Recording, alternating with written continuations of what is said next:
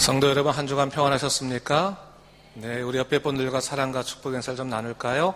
사랑합니다. 축복합니다. 네, 평안하셨습니까?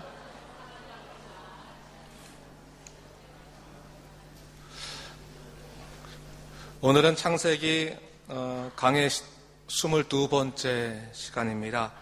마음의 할례란 제목으로 주의 말씀의 은혜를 나누겠습니다. 제가 종종 이제 인터넷에서 보는 한국 TV 프로그램 중에서 세상에 이런 일이라는 프로그램이 있습니다. 여러분 아시죠? 생활 속에서 일어나는 각종 희한하고 신기한 일 혹은 감동적인 일들을 취재해서 방영하는 프로그램인데, 보다 보면 정말 세상에 별의별 일이 다 있다 그런 생각이 드는 그런 일들이 참 많은 것 같습니다. 그 중에서 동물하고 연관된 것들이 제법 있어요. 신기한 동물들 있는데, 제가 일전에 한 동물학자에게 듣기를 세상에서 가장 훈련시키기 어려운 그런 동물이 있다면 닭하고 물고기다, 그런 얘기를 들었어요. 닭하고 물고기 정말 조련하기 힘든 그런 동물이다라고 했는데, 이 닭이나 물고기에 연관된 그런 프로그램도 있더라고요. 그 프로도 있더라고요. 보니까 이 닭이 주인의 어깨 위에 딱 올라가지고 오토바이를 타는데 막 즐겨요. 그래서 닭이 시키는 일을 하고, 닭이 주인을 따라서 자기가 용변 볼 때 변기 위에 올라가요. 이런 변기에 올라가서 용변을 보는 닭 보셨어요? 그 프로를 보면 알아요. 거기 나와요. 아주 신기하더라고. 제가 놀랐어요. 한 번은 그 물고기 얘기가 나오는데, 물고기가 사람이 수신호를 하는 것으로 이렇게 왔다 갔다 하면서 이 링을 막 통과하면서 춤을 추는 거예요. 신기한 거예요. 이 물고기가 뭔가 했더니 주인이 애들하고 횟집에 회 먹으러 갔다가 횟집 수족관에 있는 횟감용 그런 물고기 중에서 이 무늬가 이뻐가지고 그걸 사왔어요. 사와서 그러니까 광어 같은 걸 하는 거라, 살아있는 광어 같은 것들을 갖고 이게 딱 할 때마다 일로 가고 절로 가고 하면서 링을 막 통과하는 거예요. 너무 신기한 거죠. 전문가들이 와서 그 장면을 보고 과학적으로는 설명하기 힘들다라고 말하면서 공통적으로 하는 이야기가 있습니다. 이는 바로 그 동물들이 주인과 교감을 하면서 주인에게 일종의 보답으로서 그렇게 행동한다는 거예요. 다른 말로 하자면 주인의 사랑, 자기를 선택해 준 주인의 사랑에 보답하기 위해서 일반 상식으로는 뛰어넘는 기적과 같은 그런 기이한 행동을 하더라라고 이야기를 하더라고요. 여러분, 이 세상에는요, 이처럼 믿기 어려운 기적과 같은 일들이 사랑이라고 하는 이유로 일어날 때가 참 많이 있습니다. 사랑을 경험하고 나면 닭도 사람을 따라서 변기 위에 올라가고 물고기도 수신호에 따라 춤을 춥니다. 이것이 바로 하나님께서 만드신 사랑의 능력입니다. 오늘날 우리가요, 신앙생활을 하면서 우리 삶에 기적과 같은 일들이 일어나기를 참 소망합니다. 그런데 하나님에 대한 사랑을 알지 못하면서 그분을 통한 기적만을 기대할 때가 적지 않은 것 같아요. 그렇기 때문에 이 기적을 위해서 헌신도 하고 수고도 하지만 정작 주님과의 깊은 이 사랑의 교감이 없기 때문에 우리가 바라던 일들이 이루어지지 않으면 쉽게 실망을 하고 또 믿음도 떠나버리는 경우들이 종종 있는 것 같습니다. 근데 여러분, 기적이라고 하는 것은요, 어떠한 기적도 다 사랑에서부터 시작됨을 여러분 알아야 됩니다. 사랑을 경험하지 못하면 기적은 없는 겁니다. 제가 교인들이 아기를 낳으면요, 함께 축하하고 또 기도해 주기 위해서 병원을 갑니다. 저는 그곳에 갈 때마다 기적을 봐요. 남녀가 만나서 사랑을 하고 난 다음에 어떻게 이런 생명의 역사, 기적과 같은 생명의 역사가 일어날 수 있는가? 참말로 기적이다라는 생각이 들어요. 그런데 이런 기적의 메커니즘을 누가 만드셨습니까? 하나님이 만드셨어요. 여러분, 만일 삶의 기적을 원한다면 우선적으로 우리가 해야 될 일이 있다면 그것은 하나님의 사랑을 우리가 경험하는 일입니다. 여러분을 향하신 하나님의 사랑을 받아들이고 또 여러분이 하나님을 사랑하게 되면 삶의 여러 부분들이, 정말 많은 부분들이 하나님의 사랑으로 이루어진 그 기적인 것을 여러분이 깨닫게 될 것입니다. 뿐만 아니라 그 사랑에 힘입어서 삶의 기적의 역사들이 나타나게 되는 것입니다. 제가 어저께 말씀을 준비하면서 이 아브라함을 향한 하나님의 사랑을 다시 한번 쭉 생각해 봤어요. 근데 가만히 살펴보니까 하나님은 아브라함을 참으로 사랑하시는데 아브라함은 하나님만큼 그 하나님을 사랑하지 않아요. 그러다 보니까 하나님께서는 마치 자기를 못 믿는 연인에게 끊임없이 그 사랑을 확인시켜 주는 것처럼 아브라함에게 계속해서 말씀하시고 또 확인시켜 주시고, 그런 하나님이 열심히 자꾸 이 성경 말씀에 기록된 것을 볼 수 있어요. 지난주에 우리가 살펴봤지만 횃불 언약을 통해 하나님께서 당신의 사랑을 확인시켜 주시죠. 하나님께서 자손을 주시겠다고 약속하셨는데 이것을 믿지 못하는 거예요. 믿지 못하니까 하나님께서 무뼈를 보여주시면서 그의 언약을 확인시켜 주시고, 또한 동물들을 또 갈라서 하는 횃불 언약을 통해서 당신의 사랑을 맹세하여 주십니다. 창세기 15장 6절 말씀 보니까 아브라함이 여호와를 믿으니 여호와께서 그를 그의 의로 여기시고 했습니다. 여기서 아브라함이 여호와를 믿는다라고 하는 것은 그가 완전하게 믿었다라고 하는 것을 의미하는 것은 아니에요. 아브라함 수준에서 하나님을 믿은 겁니다. 근데 하나님께서는 어떻게 하셨습니까? 그의 연약한 믿음을 그냥 받아주셔서 그것을 그의 의로 삼아 주셨다고 하는 거예요. 이게 하나님의 사랑이에요. 여러분, 오늘 본문의 말씀은 바로 그 하나님의 사랑의 이후의 일들을 우리가 기록하고 있는 겁니다. 오늘 본문의 말씀은 이스라엘 백성에 있어서 가장 중요한 율법적인 전통이라고 할 수 있는 할례 예식의 기원을 다루고 있습니다. 할례는 유대 율법에 있어서 가장 대표적인 정결 예식으로 유대인이라면 누구나 다 해야 될 그러한 의무적인 그러한 예식이었습니다. 사실 이 할례는 그 중요성에 있어서 너무나 컸기 때문에 신약 시대에 가서 초대교회에서도 쉽게 포기할 수 없는 강한 전통이었습니다. 그래서 초대교회도 언제나 이 할례 문제가 교회 연합에 있어서 문제를 일으키는 그런 이유가 됐습니다. 여러분이 잘 아시는 사도행전 15장 말씀 보면 초대교회 최초의 공의회라고 할 수 있는, 교회들의 회의를 할 수 있는 예루살렘 회의에 대한 얘기가 나오는데, 예루살렘 회의가 발생된 이유가 뭐냐면 이방인들에게 할례를 할 것인가 말 것인가 하는 이방인의 할례 문제 때문에 예루살렘 공의회가 열리기까지 한 것입니다. 그만큼 유대인들에게는 율법적으로 절대로 포기할 수 없는 그런 전통이 바로 이 할례 예식이었다고 하는 것을 볼 수가 있어요. 이 할례 예식을 통해서 그들이 이만큼 여호와 안에서 바로 선 사람이다 이렇게 자부하는 그런 전통이 바로 할례 예식이었다고 하는 겁니다. 근데 여러분, 유대인들이 그토록 중요시 여기던 이 할례가 사실은 믿음 없는 아브라함을 위해서 하나님이 준비하신 사랑의 선물이었다, 사랑의 증표였음을 오늘 성경은 얘기하고 있는 겁니다. 오늘 본문의 이 할례 예식을 잘 이해하기 위해서는요, 사실은 오늘 본문의 전장인 16장 말씀과 연결시켜서 이 본문을 이해를 좀 해야 됩니다. 이 16장의 말씀 보면 어떤 말씀이 나오냐면, 지난주에 하나님께서 이 횃불 언약을 통해서 아브라함에게 내가 너를 후사를 주고 그 후사를 주는 것을 맹세하겠다라고 이야기하셨음에도 불구하고 그것을 완전하게 받아들이지 못한 이 아브라함과 사레가 실수를 하는 장면이 나와요. 이 사레가 자기의 몸을 보니까 도저히 아기를 낳을 수 없는 거예요. 태가 다쳤고 불가능한 거예요. 그러니까 어떡합니까? 하나님께서 그렇게 약속하셨다 할지라도 이 불가능한 상황 속에서 어떻게 아이가 나오겠느냐라고 생각해서, 그럼 아브라함은 아직까지 기회가 있을 때 아브라함의 몸을 통해서 나와야겠으니까 어떻게 됩니까? 자기의 종인 하갈을 그런 첩으로 둬가지고 아이를 낳아서 후사를 이을 계획을 했습니다. 그래서 그렇게 해서 이제 하나님의 약속을 자기가 이어가겠다 그렇게 생각했던 것이죠. 하나님께서 내 출산을 허락하지 않으셨으니 나는 내 종으로 자녀를 얻겠습니다. 그렇게 이야기한 것입니다. 이것은 사라의 생각이긴 했지만 사실 아브라함도 그 사라의 말에 동의했기 때문에 하갈을 통해서 이스마엘을 낳은 거죠.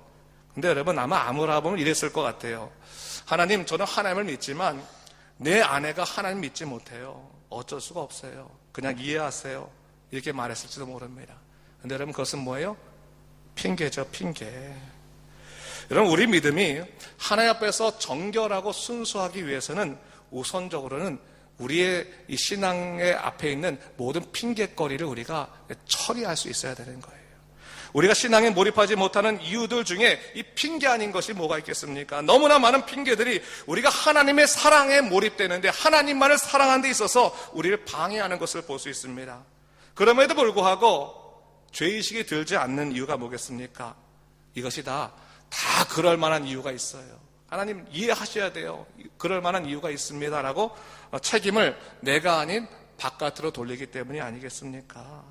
여러분 그런데요, 정말 여러분의 신앙의 기쁨을 누리려면 신앙의 핑계거리부터 해결할 수 있어야 되는 거예요. 핑계거리 있으면 신앙의 정말 큰 기쁨들은 우리가 누릴 수 없습니다. 이런 핑계의 정체는 나태함과 책임 전가입니다.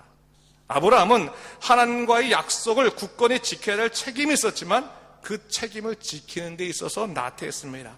그래서 자기가 아닌 그 아내가 하나님의 약속과 어긋난 행동을 할 때도 말리지 않고 그 일에 책임지려고 하지도 않았습니다. 그러나 그가 아무리 그렇게 핑계를 댄다 할지라도 하나님께서는 누구에게 그 책임을 물으셨어요? 아브라함에게 물으셨다는 거예요. 아브라함에게. 약속의 당사자인 아브라함에게 그 문제를 말씀하시더라는 것입니다. 여러분 신앙생활에 있어서 무서운 적은 사실 눈에 보이지 않습니다. 핑계가 그런 거예요. 어느 순간 여러분이 하나님과의 관계가 멀어져 있다면, 소원해져 있다면 여러분의 삶에 있는 핑계거리를 한번 찾아봐야 되는 거예요. 오늘 사례가요, 하갈을 통해서 아브라함의 후사를 이어가려고 했습니다. 그리고 그녀의 뜻대로 아브라함의 후사를 얻었습니다. 그렇게 얻은 아들로 인해서 사례가 기쁨을 얻었습니까? 그렇지 않아요. 오히려 하갈로부터 멸시를 받아서 그녀는 자기가 한 일이 얼마나 어리석은 일이었는가를 깨닫게 됐어요. 그리고 더 중요한 것은 하나님께서 그렇게 만들어낸 그 아들을 하나님이 약속하신 후사로 인정하지 않으셨어요. 열심은 했으나 헛수고를 했다고 하는 것을 성경은 얘기하고 있습니다. 여러분, 하나님의 약속은 하나님의 방법으로 하나님의 때에 이루어집니다. 그걸 여러분 믿으실 수 있어야 되는 거예요. 그러기에 하나님보다 앞서면 하나님의 약속을 누릴 수 없습니다. 믿음은 공급자이신 하나님의 방법을 또 하나님의 때를 인정하고 기다리는 것이 바로 믿음인 거예요.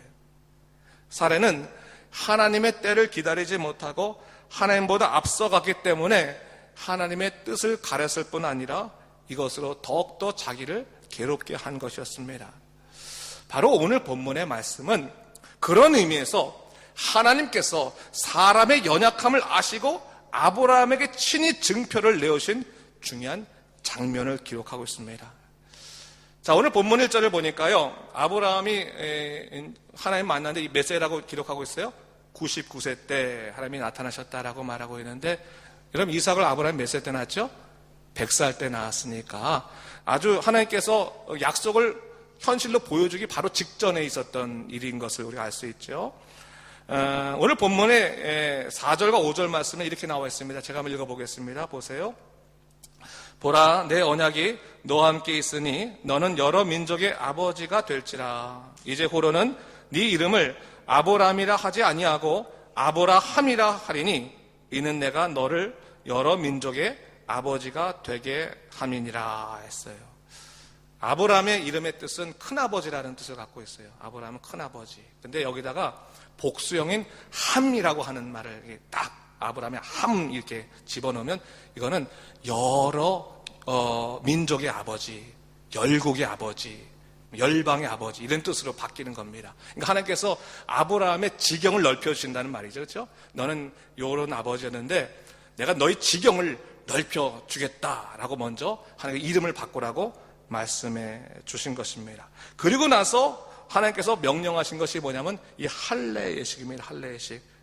그러니까 내가 네 몸에 영원한 약속의 표징을 주겠다라고 하시면서 이 할례식을 명령하셨는데, 이 할례식은 뭡니까? 남성의 포피를 일부 잘라서 피를 내고 이를 통해서 하나님과 사람 사이의 결속의 증거로 삼는 예식이 바로 이 할례식이에요. 유대인들은 전통적으로 이 할례식을 통해서 그들이 특별한 선별된 민족임을 자부하며 살아갔고, 그러기에 이 할례식은 그들에게 마치 영적인 훈장과도 같았습니다. 그런데 여러분, 이 할례는요, 유대인들이 하나님의 마음을 충분히 이해하지 못했기 때문에 영적인 훈장으로 생각하는 거예요. 사실은 자기가 잘나서 받은 훈장처럼 이 할례식은 의례의 중요성에, 의례적인 중요성에 있는 것이 아니라 본질적인 의미에, 그 의미의 중요성이 있습니다. 사실 남성의 포피를 자른다고 하는 의미는 사실은 남성의 생식기간 전부를 제거한다는 것의 하나의 상징적인 행위였습니다. 이것은 바로 직전에 16장의 말씀과 연결되는 것으로 어떤 것이냐면, 사레나 아브라함이 어떻게 했습니까? 결국 하나님의 약속을 믿지 못하고 자기 인간적인 생각으로 자녀를 이어가려고, 후사를 이어가려고 하지 않았습니까? 근데 하나님께서 이 할례 예식을 통해서 뭘 알려주는 거예요? 얘야, 네 전체적인 그 생식적인 기간이 없다 할지라도 나는 너를 통해서 네 후손을 만들어 주겠다라고 하는 것이 이 할례식의 본질적인 의미인 거예요. 그 말의 뜻은 뭡니까? 100%의 완전한 불가능한 상황 속에서라도 하나님이 약속하시고 행하시려고 한다면 100%의 가능한 것으로 바꿔 주시겠다고 하는 하나님의 사랑의 맹세가 바로 이 할례식의 본질적인 의미라는 사실입니다.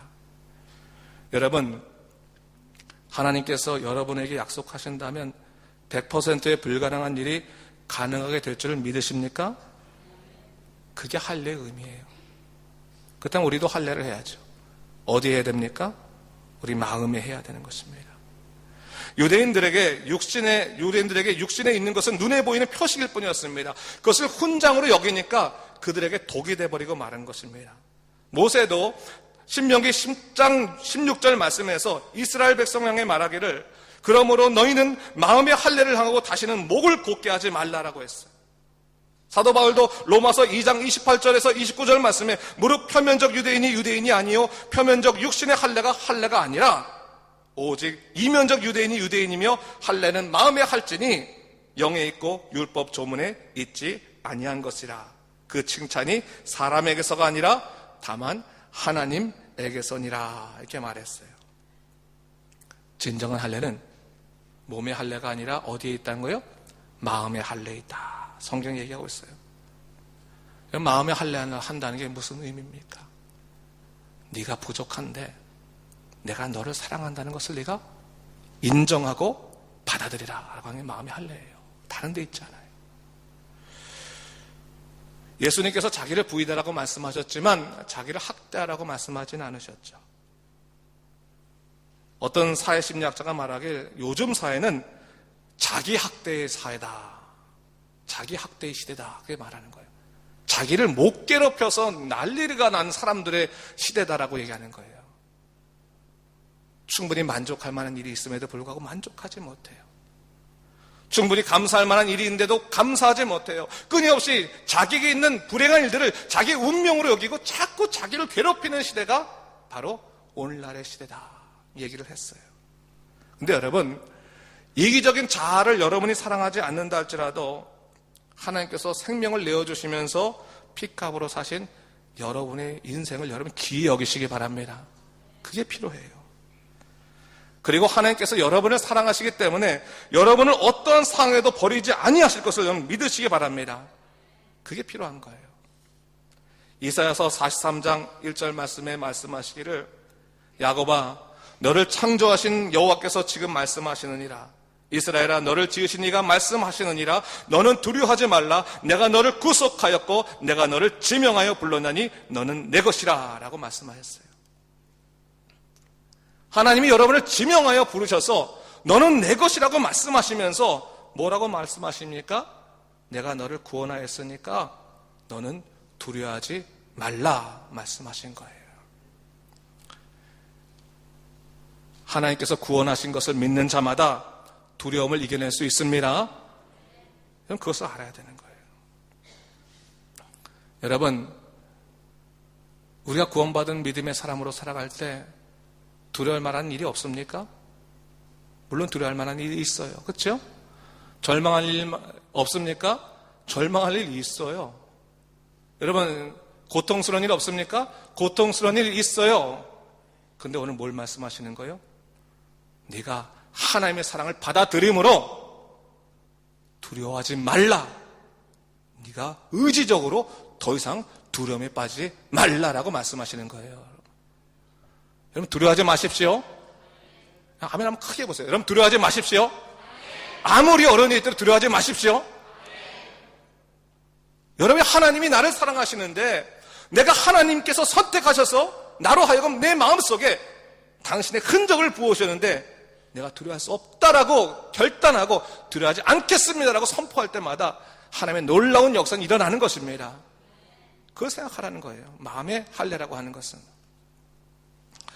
성경에 기록된 할례의 현실적인 의미를 가장 잘 드러낸 말씀이 여호수아 5장의 말씀입니다. 이스라엘 백성들이 출애굽을 해서 40년 만에 광야 땅에, 가나안 땅에 들어갔는데 그들이 처음 만난 그런 성이 어떤 성이었어요? 여러분 기억나십니까? 여리고 성이 첫 번째 성이었어요.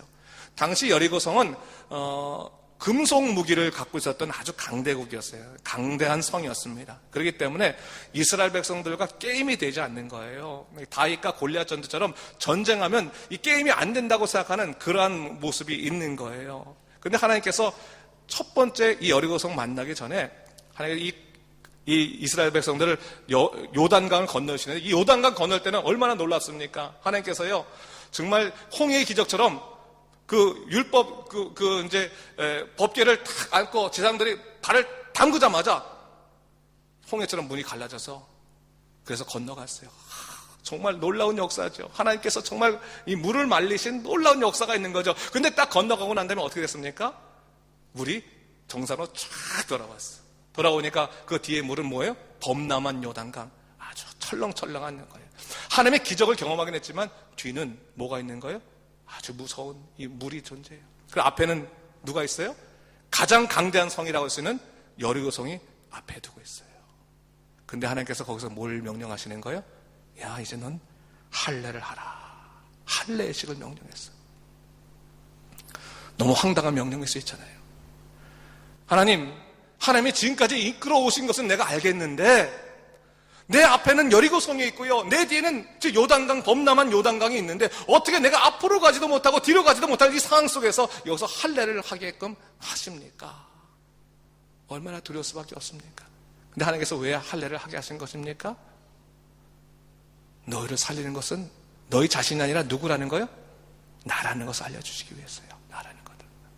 내가 너를 선택하여 너를 지명하여 불렀기 때문에 내가 너를 반드시 살리겠다라고 말씀하시면서 명령하신 것이 바로 이 할례의 식이라는 거예요.